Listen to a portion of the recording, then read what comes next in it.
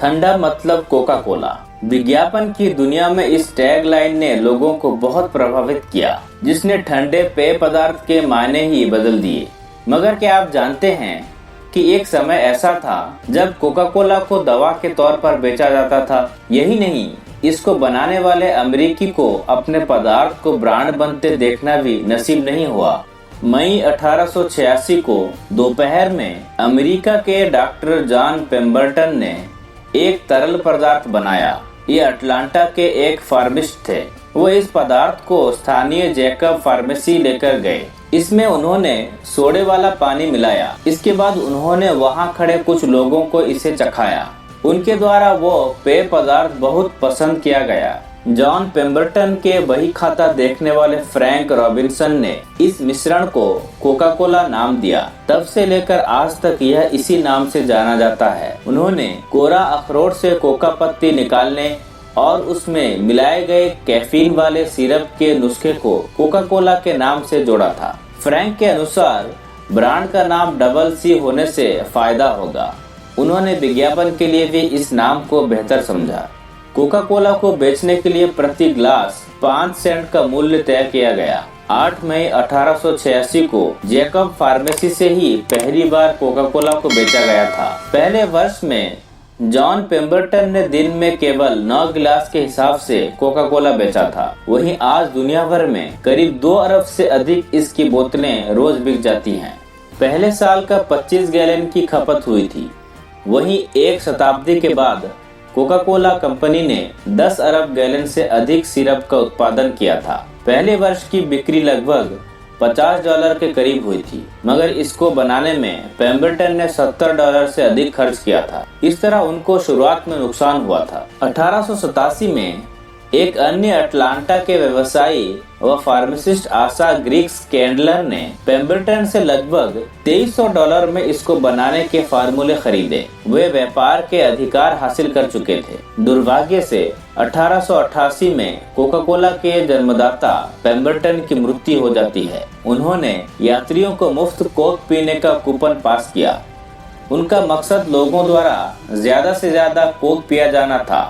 जब इसकी आदत लोगों को लगी तो वो इस कोक से दूर नहीं रह पाए और खरीदकर इसका लुत्फ उठाया। उन्होंने ग्राहकों तक पहुंचने के लिए कैलेंडर, पोस्टर, नोटबुक व बुक मार्क्स इत्यादि के जरिए विज्ञापन भी किए। कैंडलर अपनी क्षेत्रीय ब्रांड को राष्ट्रीय बनाना चाहते थे, जिसमें वे सफल भी हुए। सन 1890 तक कोका कोला अमेरिका के सबसे लोकप्रिय पेय पदार्थ में से एक बन चुका था। साल 1894 में कोका कोला बोतल में बंद होकर आने लगा।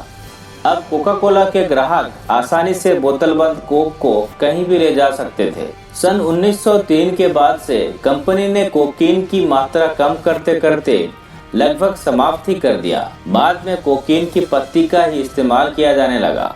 जैसे जैसे कोका कोला की लोकप्रियता बढ़ने लगी, नकली प्रोडक्ट्स का भी खतरा कंपनी ने महसूस किया। कंपनी उपभोक्ताओं को आश्वस्त करने के लिए एक अलग प्रकार के बोतल बनाना चाहती थी, जिससे उन्हें असली कोक की पहचान हो सके। तब रूड ग्लास नामक कंपनी ने एक बोतल तैयार करते हुए प्रतियोगिता जीती, जिसे अंधेरे में कोई भी पहचान सकता था। 1916 में कंपनी ने उस बोतल का निर्माण शुरू किया। कोका कोला कंपनी तेजी से समय के साथ आसमान की बुलंदियों को छूते जा रही थी। अमेरिका के साथ ही कनाडा, पनामा, क्यूबा, फ्रांस जैसे अन्य देशों व यूएस क्षेत्र में कोका कोला की खपत बड़े पैमाने पर होने लगी। 1923 में रॉबर्ट वुडरफ ने कैंडलर से कंपनी को खरीद लिया। वे उसके अध्यक्ष बने। उन्होंने दुनिया भर में कोका कोला को मशहूर करने की ठानी। रॉबर्ट ने विदेशी विस्तार का बखूबी नेतृत्व किया। 1928 में पहली बार ओलंपिक में पेय पदार्थ को खिलाड़ियों ने इस्तेमाल किया। तब से लेकर आज तक कोका कोला कंपनी ओलंपिक को स्पॉन्सर कर रही है। उन्होंने विज्ञापन के माध्यम से कोका कोला को सिर्फ एक बड़ी सफलता ही नहीं दिलाई, बल्कि उसको लोगों के जीवन का एक बड़ा हिस्सा बना दिया। समय के साथ कंपनी पूरी दुनिया में अपना पैर पसार रही थी। 1990 में जर्मनी में भी कोका कोला बेचने के नए ब्रांड खोले गए। 1993 में पहली बार कंपनी ने भारत की ओर अपना रुख किया। अब तक कंपनी कई प्रोडक्ट बनाने लगी थी। सन 1997 में कोका कोला उत्पादों को अरब में भी बेचा जाने लगा था। आज कंपनी लगभग 400 से अधिक ब्रांडों के साथ विश्व भर में अपने हजारों प्रोडक्ट्स बेचती है, जिसको पेय पदार्थ की सभी कंपनियों में अव्वल दर्जा प्राप्त है। दिलचस्प यह है कि आज नॉर्थ कोरिया और क्यूबा में इसको बैन किया गया है। बाकी लगभग सभी देशों में कोक अपना बाजार बनाए हुए है। हालांकि कंपनी को कई बार विरोधों का भी सामना करना पड़ा। साल 1950 में फ्रांस में इसका विरोध किया गया। प्रदर्शनकारियों ने कोका कोला की ट्रक पलट दी थी। वहीं शुरुआत में सोवियत संघ भी कम्युनिस्ट के लाभ के डर से इसका समर्थन नहीं किया था। इसके बावजूद आज हर कोई यही कहता है कि ठंडा मतलब कोका कोला। तो ये थी सबकी पसंदीदा कोल्ड ड्रिंक्स कोका कोला का रोचक इतिहास।